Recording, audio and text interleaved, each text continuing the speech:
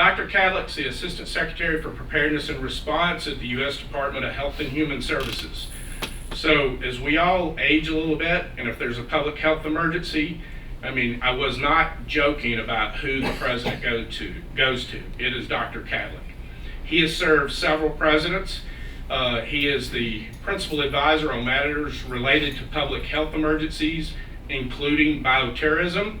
He leads the nation in preventing, responding to, and recovering from the adverse health effects of man-made and naturally occurring disasters and public health emergencies. Their group also worked closely. Y'all remember Lieutenant General Buchanan, who spoke to us, who was responding to the hurricane effects in Puerto Rico. These two gentlemen worked hand in hand. Bob Nathan, Lieutenant General Buchanan, and also Dr. Kadlec, evacuating those people that were on dialysis and getting them from Puerto Rico up to stateside so that they could be taken care of. He spent more than 20 years as a career officer and physician in the United States Air Force before retiring as a colonel. He served as the staff director for the Subcommittee on Bioterrorism and Public Health for Senator Richard Burr. He also worked in the George W. Bush White House, where he served as the Director for Biodefense on Homeland Security, and he drafted the National Biodefense Policy for the 21st century.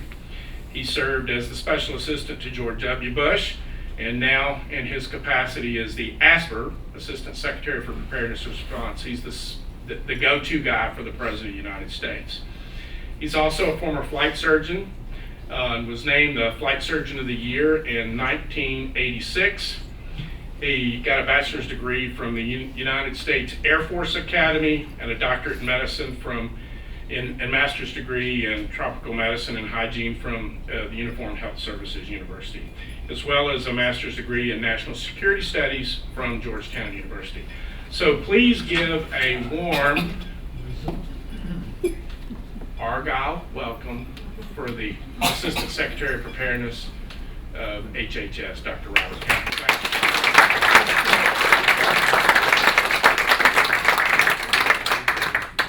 Well, thank you for that very warm and generous introduction. And quite frankly, it is an honor to be here today. And I feel like I'm with family, though I have to admit the setting is a little bit quite spectacular for me. This is, I said earlier, tall cotton. But I want to thank you very much sincerely for this opportunity to talk to you.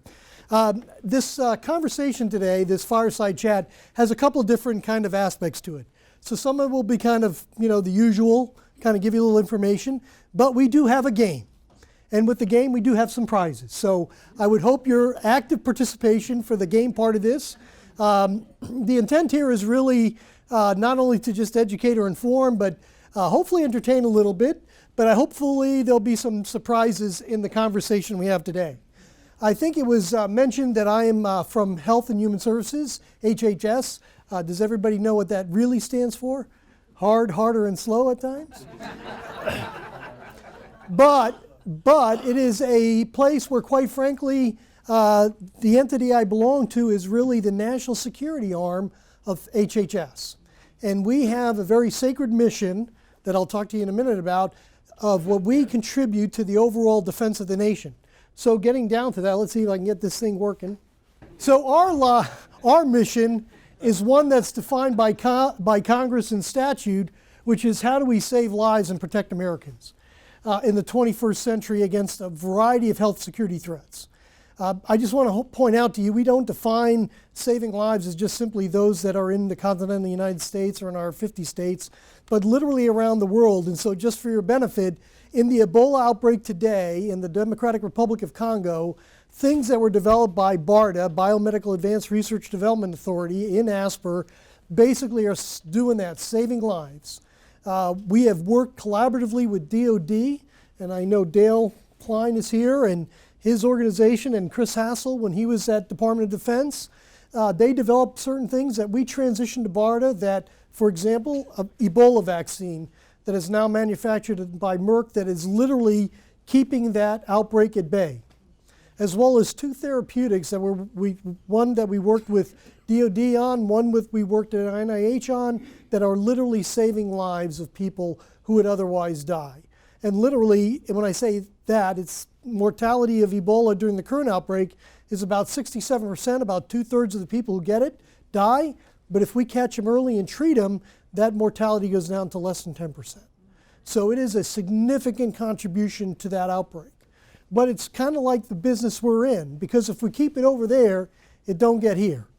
And so that's really the fundamental things. The other thing is when ASPR was created, and I happened to be there at that birthing moment, it was an outcome of bipartisan effort by the Congress and quite frankly, the Democrats and the Republicans in the House and the Senate, after Katrina, that realized that no one was in charge.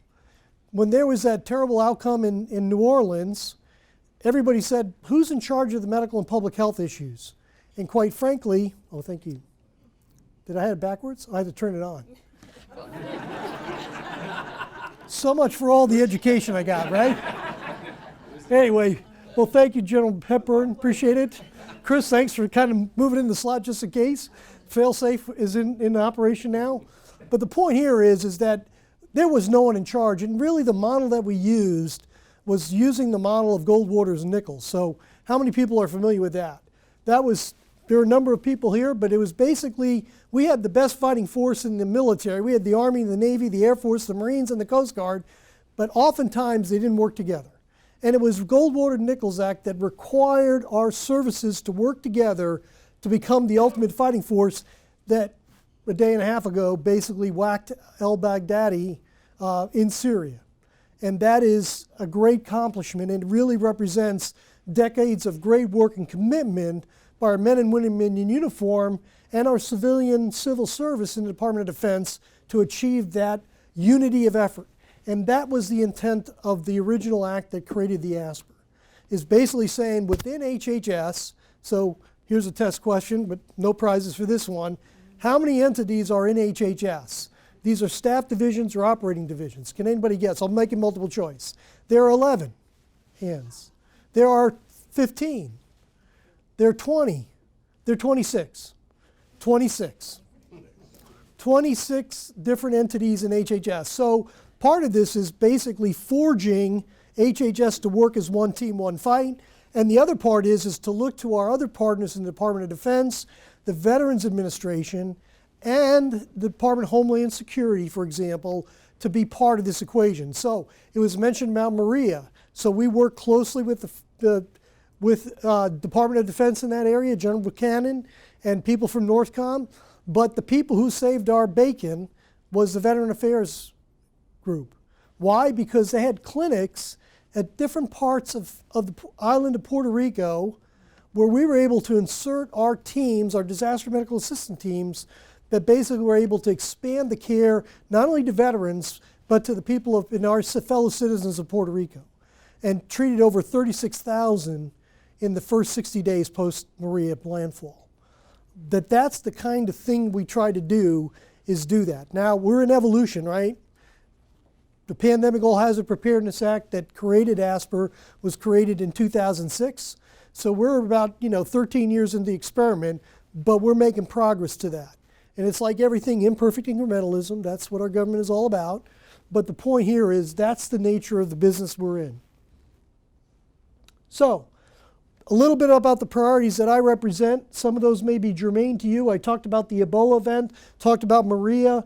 We did do an effort to assist on the border in reunifying unaccompanied children that were separated from their parents. That was a Herculean effort of about 2,600 children and getting back with their families or with their loved ones. But we did that too. And so we do other duties as assigned, as well as responding to natural disasters, as well as man-made threats that could be accidents, as well as deliberate acts of terrorism, for example. I have 4 principal responsibilities or priorities. Some may be obvious, some may not. One, strong leadership. It's not me. It's leadership in my domain. It's leadership in doing the mission. And I forgot to say one thing that's critical. I'm not here to basically be a self-licking ice cream cone. My responsibility is to support state and local authorities that ask for assistance during declared disasters. So on the 5th day of my experience in ASPR was this little thing called Harvey. then followed by Irma, and then Maria. And so the beauty of this is you live in a great state of Texas for a lot of virtues that it has. I got married here, great place. Met my wife here, great place. But beyond that is that you have an extraordinarily capable, competent emergency response system in Texas. And that's a virtue of maybe experience, but I think it just represents the great spirit of Texas, which is always at the ready. And so that's one thing that, Harvey was kind of like a good training exercise for me, even though it was terrible for the state of Texas.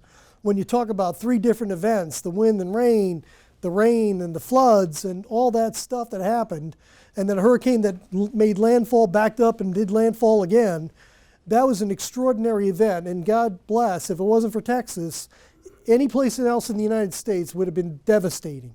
And it was devastating to your state, but you were capable to basically manage that, and we assisted in that. The other area is here's a regional disaster health response system. So I'm going to be a little bit broad about this, but we had this thing called the National Disaster Medical System. It was created during the Cold War in the 1980s to basically take care of our troops that would be repatriated from events overseas, particularly Europe, and we would distribute them in VA, DOD medical hospitals, as well as in civilian hospitals to take care of them. Give them the best care that we can for our men and women in uniform fighting our nation's fights. Well, guess what? 21st century, as you'll see in a minute here, has a whole bunch of things that kind of make that kind of come back again. Not only do we have the issues of climate change, not only do we have the issues of terrorism, but we have the resurgence of nation-state actors. We have a guy with bad haircut in Korea, Kim Jong-un. We have the Ayatollah, in Iran, and we have the challenges from a resurgent Russia and emergent China that basically have us back where we were 30 years ago, literally. And so part of our effort in this regional disaster approach is how can we be prepared going forward and realize the landscape has changed dramatically. So the Department of Defense is eliminating up to 17,000 healthcare positions in the uniform to basically make the military more lethal. So again, let me say that. Make the military more lethal. They're not eliminating those positions. They're changing those people from being healthcare providers to gun toters. And so that should give you some idea, impression of kind of like the world we live in, number one. Number two is that we're also faced with the idea that the VA is changing dramatically. And that too is basically being less focused on in-service care to our veterans population, doing more outpatient services. And number three is American civilian healthcare has changed dramatically. Healthcare systems today are being consolidated across the country. You can name them HCA, Kaiser, whatever else. But the point is that their margins of, if you want to call it profitability, are very slight, very slim. And so their interest to basically get into the preparedness game, to basically respond to disasters, to basically support our military is very limited right now. And we're in active conversations trying to engage with them. The other area that I just need to mention about is public health security. And this is the issue that's not my role, that is the Centers for Disease Control. But let me tell you, if we don't have an intact, robust public health infrastructure today in America, and there's an emergency, there's another Ebola outbreak, or there's a pandemic influenza outbreak, we're in trouble. And so my argument here is, as much as I like to argue for my mission, I'm advocating for my colleagues' mission, which is vital to basically fight the fight. And then the last one is really the medical countermeasure enterprise, which is really about the means by, it's kind of like the democracy, we talk about the arsenal of democracy. This is the pharmacy of democracy. These are developing the chem, bio, radiological, and nuclear, pandemic, emerging infectious disease countermeasures that will not only keep our citizens safe, but our troops safe. And this is something that we have worked hard, and I've been the benefit of Chris Hassel, who joined my team just a few months ago from the Department of Defense, to build greater connectivity with them in joint effort, unity of effort around this area so that we can do both, protect our citizens and protect our citizen soldiers. So that kind of highlights what our mission is. Now to the game. So what is biodefense? Well, It's actions that we counter biological threats, reduce risks, and prepare for, respond to, and recover from bioincidents. If that doesn't sound like a U.S. government document, I don't know what does. But the point is, that is a document the president signed on 18 September, and I have visual evidence of that. And so what are bioincidents? Biowarfare and terrorism, a crime involving biohazards, any natural or accidental occurrence of biohazards that harms humans, animal, plants, or the environment. Now that's pretty expansive, Roger. And so let me just tell you, it's a tall order, but one in the 21st century that we have to address. How many people have heard of African swine fever? Now, if you're a hog in China, you're in trouble, right? They've lost about 50% of their hog population. Now, guess what the Chinese like to do besides have a population of 1.5 billion? They like to eat pork. And right now, they have to go to their strategic pork reserves. Yes, they have one. That is no joke. They have a lot of pigs that are frozen that the government basically maintains to basically support their needs. Now, if you were into the futures business and you sold short Chinese corn, you'd be a millionaire today. Why? Because they feed the corn to the pork and there are no pigs to feed the pork. And so now they have a glut of corn. And so the economics of this thing are just extraordinary when you think about it. Now I'm using China as an example, but you can imagine what would happen in our country if it was introduced here. Or if foot and mouth disease was introduced here. Or Newcastle disease for poultry. Any of these things would have devastating effects not only on our economy but our way of life. And so this is all encompassing. Okay, here's the first test question. There's no prize to this, but this gets you warmed up. So who is the first president to institute a biodefense policy? Any guesses? Reagan. Lyndon B. Johnson. Nixon. George Washington. We were close.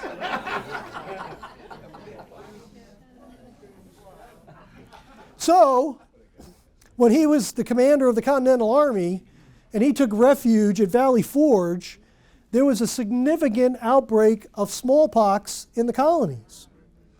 And so they didn't have the means to protect the Continental Army, and so they had, by observation, they said, there's a process called variolation. How many people know what variolation is? Got one, two. But the point is they would go to smallpox victims, scrape off the pustules, dry it, grind it up, and then give it to individuals that would use it like snuff, and basically they would inoculate themselves. Now, for many of the people, about 95% of them, they would not, not me first, not me, not it, but they would, for 95% of them, they would become protected. For the other 5%, they would actually get smallpox. But it was a way to protect the Continental Army. So this goes back to the very earliest days of our country. Now, in lieu of George Washington, the first president who really did something affirmatively in this was FDR. But he did this with a bluff.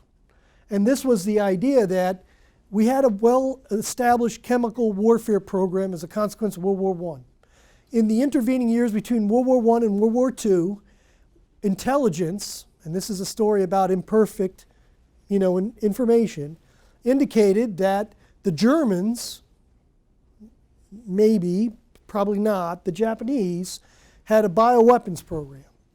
And so when Pearl Harbor happened, FDR basically gave a declaratory policy that said, if the Axis uses poison gases on us, we'll retaliate in kind. Now, we had chemical weapons. We had mustard agent, we had phosgene and all that good stuff. We didn't have nerve agents at that time. But we didn't have a biological weapons program. So that gets to our second question. We all know who the father of the nuclear program was, right? Oppenheimer, right? He didn't know that smoking was bad for him at that time. Also nuclear weapons, right? But does anybody know this gentleman on the right-hand side here? Who is that? The father of the BW program. Some of you know, you all know his name. Some of you own his stock. George Merck. So George Merck was the Oppenheimer for the BW program, and in the 3 years that it operated and was getting the best and the brightest of the U.S. biological and life sciences to work on this effort, like we got the best physicists on the nuclear effort, they came to the end of the program, meaning the end of the war, and they basically, and it was in a Time magazine published, he wrote a report that said, you know, we did a lot of things, but we weren't ever able to basically prove whether this stuff really works. And that was a very interesting report because it was published and then it caused such a stir in the public psyche that it was classified. Because people were like going, what? Germs? And so it hit a very interesting psychological note in the American psyche that for all the benefits that we had gotten from vaccination and for newly developed antibiotics, that we were basically looking at how to use germs to fight wars. And it was only until Eisenhower came along that we actually proved that fact. How did we do it?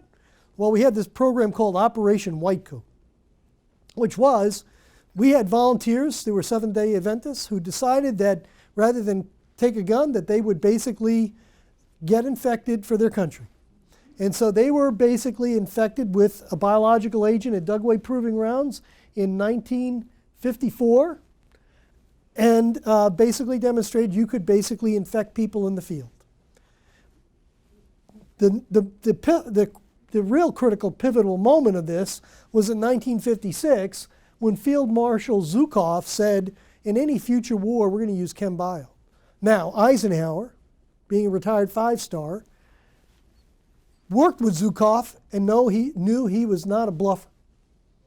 And so he said, you know, if we're going to use this, we're going to use it on my terms, because I'm a retired five-star general and I'm president, commander-in-chief.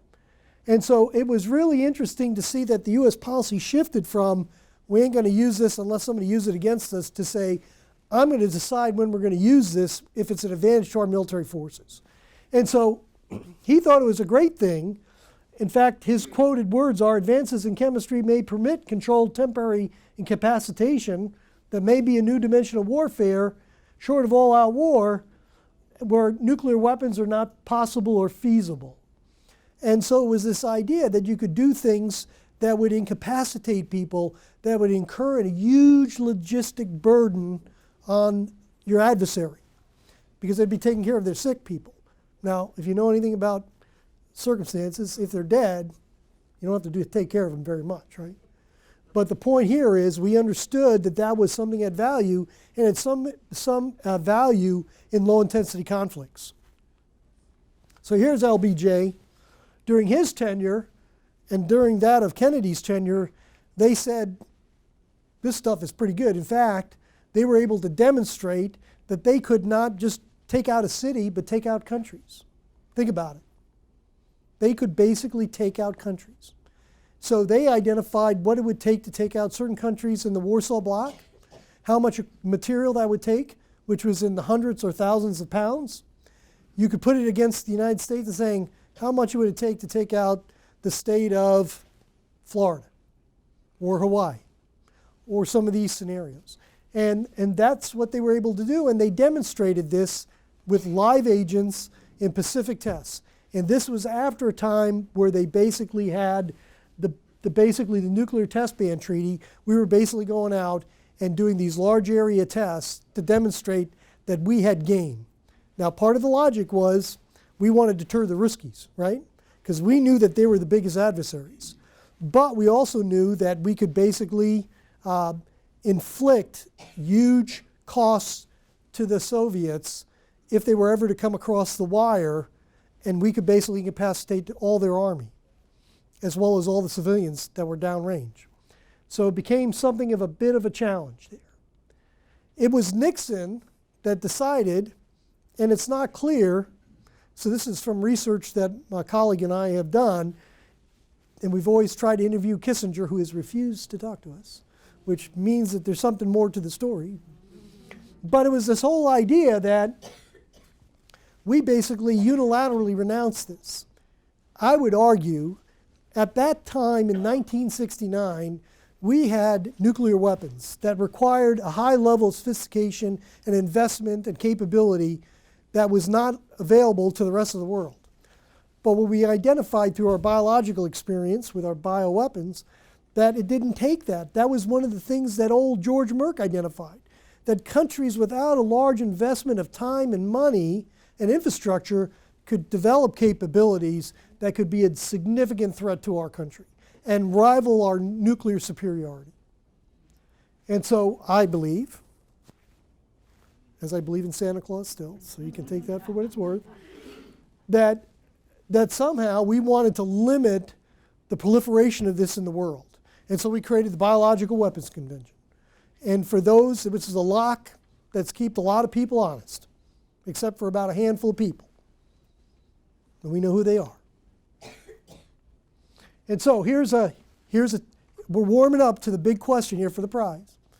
So who signed this executive order 11490? So this was giving, this should be a hint, the Secretary of Health, Education, and Welfare the responsibility for biochem defense for America.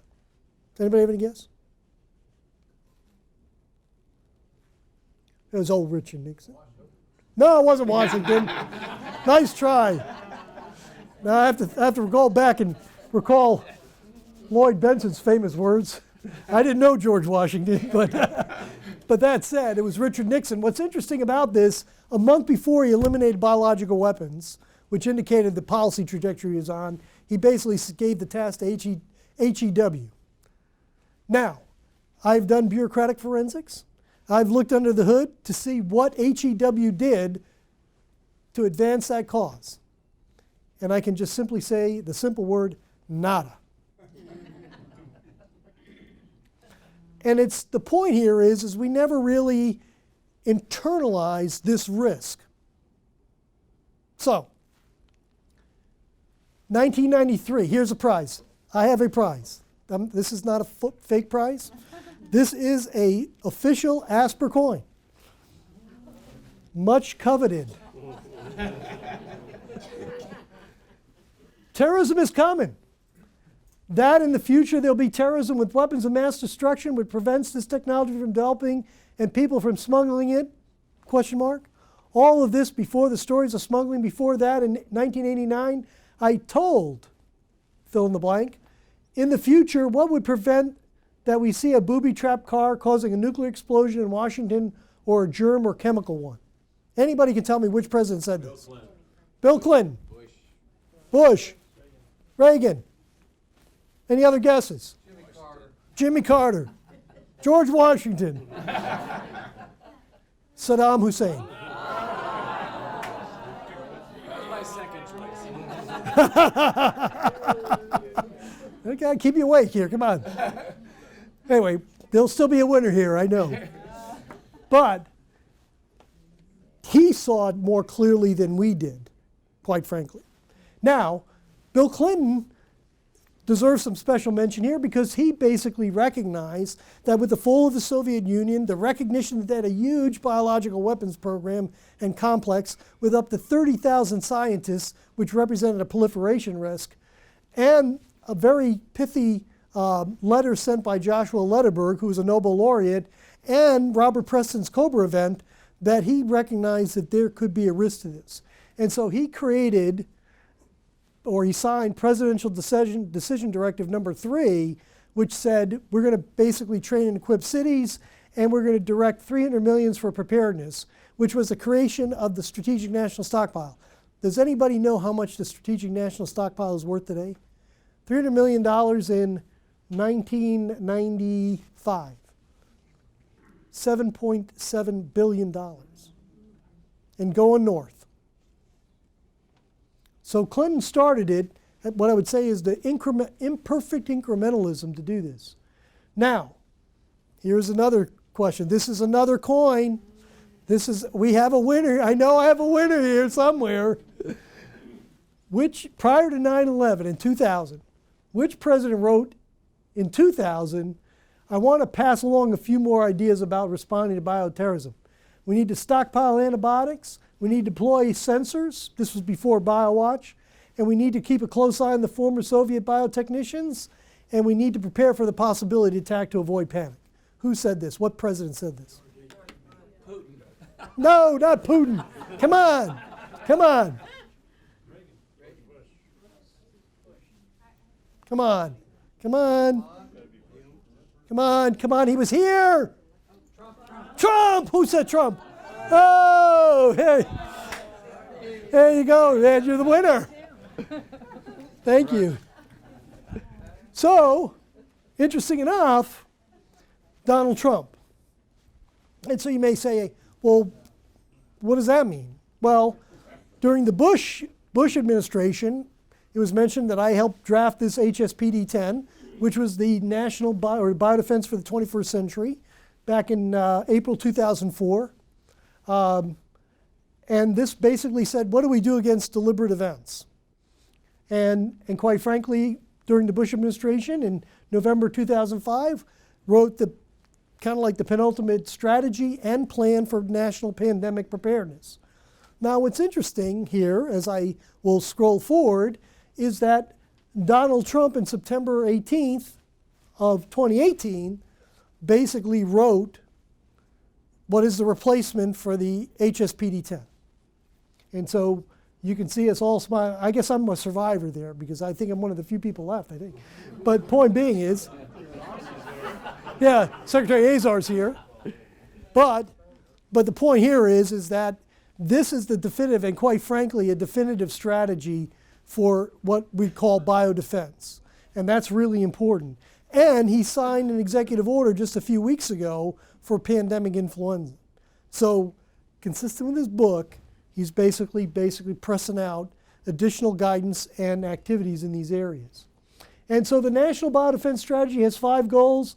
What do we need to basically do risk management or awareness? How do we basically prevent these events? How can we be prepared? How do we respond? And how do we recover? And so you can pull this down offline. It is a very comprehensive document. We're sending, it requires an assessment that HHS has led with DOD, along with our interagency partners, and we're delivering it to National Security Advisor O'Brien here in the next couple weeks. And that will basically then address what we're going to do in 2021 budget to improve our capabilities to address these challenges. So a little bit about some of the activities that I'm involved with. This is the wheel of misfortune, as I call it. Those are the things that basically require, or these are material threats that have been identified by the Department of Homeland Security that we need to do it. It was a program that was signed by President Bush in 2004 that basically we can develop chem, bio, radionuclear capabilities or countermeasures, that things that don't have a commercial market, and do so in a way that would protect our American citizens, our American service personnel. You may ask, how good has it been?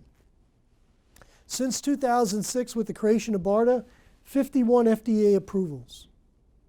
So if you think about it, and I would ask you if you know of any circumstances of any major pharmaceutical company that's been able to produce 51 FDA approvals for 51 different products from 2006 to today in 13 years. It's extraordinary. Even if you basically add up what Pfizer, Merck, GSK, and all these other guys have done, it doesn't come up to 51.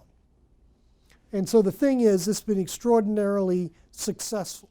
Now, it is a successful first step because part of this opportunity, as you see all those logos for all those different companies out there that make these products that are needed for national security, is how do you sustain that over time? And that's an active conversation we are with the people who write the checks, that's Congress. But if you know a few good, and you have a few good congressional representatives from the great state of Texas, they need to hear that this is something that's not just an idle investment. Because based on our assessment in the National Biodefense Strategy, as a country, we spent $8 billion across the US government to protect all of us from chem, bio, radionuclear terrorism, pandemic events, and emerging infectious diseases. To give you some relationship to this, that is about half of a U.S. aircraft carrier. Now we've got 11 of them, but we only fund half of that for the purposes of protecting Americans from these kinds of threats. And I'll also say is, we're not sitting on our laurels because we know that the challenges before us are great, and we're looking for opportunities to spark innovation in two domains. One is in medical countermeasures, which I'll talk about in a second, but another one is in a range of activities that go from electronic health records for austere settings, priority medicines on demands. Who's read the book China RX? You need to read that book. It's by Rosemary Gibson. You may say it's not the best literary book in the thing. It won't win a Pulitzer, but what it tells us is that over time, China has successfully undermined our domestic manufacturing for vital medicines like antibiotics, like medicines for high blood pressure, for heart disease, for diabetes, for HIV, for a whole host of things. And it's a part of the long-term strategy by the Chinese government to basically secure manufacturing of not only the finished product, but the active pharmaceutical ingredients. So that means they could just say, you know what? We're not going to send it to you. That's a big deal. Dialysis care in settings. I was just talking a little bit earlier about the idea that we looked into DARPA's dustbin. You know, DARPA, this incredible entity that makes incredible stuff, you know, Saturn V missiles, the internet, M16, all kinds of UAVs, all kinds of cool stuff. Sometimes some of their products don't get picked up. And we picked up one of their products that actually will hopefully advance the cause of home dialysis care that costs the US government, CMS, about $50 billion a year, where a lot of people don't get adequate dialysis services. And we could basically produce a device for a marginal cost that could keep them at home to get dialysis at night, that would allow them to basically not have to go to a dialysis clinic and waste a day or two every couple of days of a week. And so how many people here know somebody's on dialysis? There's always somebody who knows. Yeah. And the point is, that's a huge cost not only for the government, but it's a huge burden on those people and the families that have these challenges. And so this was part of the Kidney X program that the President's announced recently. So there are a number of other things that we're looking at, but the point here is we're looking at innovation.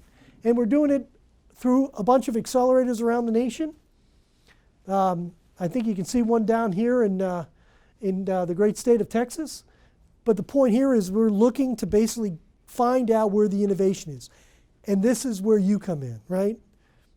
Texas Biomed, this is where innovation happens in the great state of Texas. How do we take advantage of that? Here in San Antonio, here in Austin, by the way, I'm supporting the state of Texas because I have a little Longhorn. She's a sophomore. I'm paying out-of-state tuition. That's not laughing. I'm not laughing. But the point here is we need to capture what's the greatest power of America, right? Put a man on the moon. We're going to put another woman. We're going to put a woman on the moon. We're going to do some great things, but we can change the face of healthcare today. And that's what ASPR is trying to do. We're trying to be more prepared for the next disaster, but find those things like people who suffer from sepsis. Sepsis affects about 1.5 million people a year, kills about 250,000, has huge economic burdens to our country. And yet, we're not doing any better than we were 10 years ago in terms of the treatment of that. And so we're trying to find better ways to do that. Earlier diagnosis, earlier detection. We're supporting new classes of antimicrobial products that will defeat antimicrobial resistance, but that's a little late in the game. But how can we basically change that curve? And how can we do that? Not only, because you know what? Sepsis is the highway of death. If you look at the effects of nuclear, chem, bio, radiological, oftentimes there's a common pathway that ends up in a sepsis-like event that leaves somebody dying. And that's a disaster. But we don't have to wait to the disaster to realize there are a lot of Americans that could benefit today from advances of that kind of thing. Same thing with dialysis. So I've come to the end of my comments. I don't know if I've overstated it. I do We have time for two questions. two questions, but I was going to throw out another opportunity for another coin here, but we'll hold on to that. If we could just do it as a potluck here or whatever. But two questions. Let's go for it. Who's got a question? I've got a question. Yes, ma'am. Several years ago, I had the opportunity to visit the National Institute of Health, and I have never gone through the security I went through to get into that building. Gotten into the White House easier than that. And I wonder if that had some implications. Sure. We're protecting Tony Fauci. Little pun, but actually because the select agent program is stationed there are a lot of pathogens that are there that basically could be at risk. And so that's one reason. But as we know otherwise, that there's cyber risks that are there. So it really does reflect, I think, the security that some of the things like at NIH, like at FDA, that are changing to protect not only agents, but also intellectual property and other things that are there. But that is a trend that's happening in HHS. Sir? What are the sources of your manpower, and how do you mobilize when you see a national disaster occurring? Well, the good news is there are a lot of folks in Texas that volunteer as part of our disaster medical assistance teams. They're part of your Texas teams, but we can mobilize them during a federal emergency, and we alert and activate them, and they deploy for several weeks at a time to do that. And right now, if we're looking for a few good men and women, doctors, nurses, pharmacists, logisticians, we have about 3,000 on our rolls, and we're literally doubling the numbers. Again, not because we want to, but because we recognize that we have to. Any other questions? Sir? What's the threat to our water purification, to the electronic grid? Sir, it's not my domain, but I can tell you a quick anecdote, which is one of the things that wasn't mentioned. Before taking this job, I spent 2.5 years as the Deputy Staff Director of the Senate Intelligence Committee. I worked for Richard Burr a second time, and we had the benefit of basically looking at those broad sets of issues.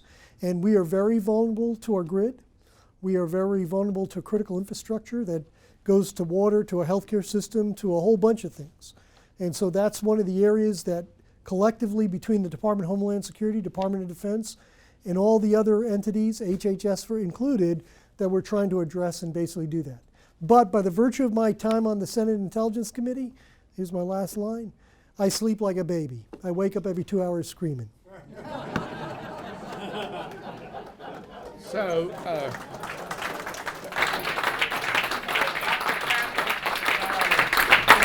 government speaker, and in the season of baseball, did he do okay, Mr. Vlad, for batting cleanup after POTUS? Okay. Yeah. Don't tell the president that.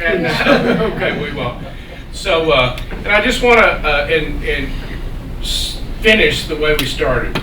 The purpose of all you being here tonight to come here, Dr. Kadlec, is to support Texas Biomed by supporting the Argyle, which produces cash flow so we can do research for Dr. Schlesinger. Eradicating infectious diseases.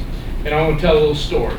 Because of you doing things like this, one of the guys that you're working with, we were in meetings with today, Dr. Ward here funded some initial work by Ricardo back here. You met Ricardo earlier, who did some early work on Ebola, which is leading to some more work that's being done, and some other infectious agents that's been done at USAMRIID and the big BSL-4s up in the Fort Detrick area. So by you coming here, you're giving back to help where we could do some little things here. Now, I want you to give one final warm welcome. He won't accept any gifts. Mr. Vlad wanted to give him a nice glass of wine, a bottle of wine, and some other things, or let him stay in the thing. But we did give Dr. Kadlec and his director of research one of John Kerr's book on the history of Argyle, which they were very enamored with. So one final send-off, and thank you for Dr. Kadlec. And do you feel better at night so you can sleep now? If you do, just give him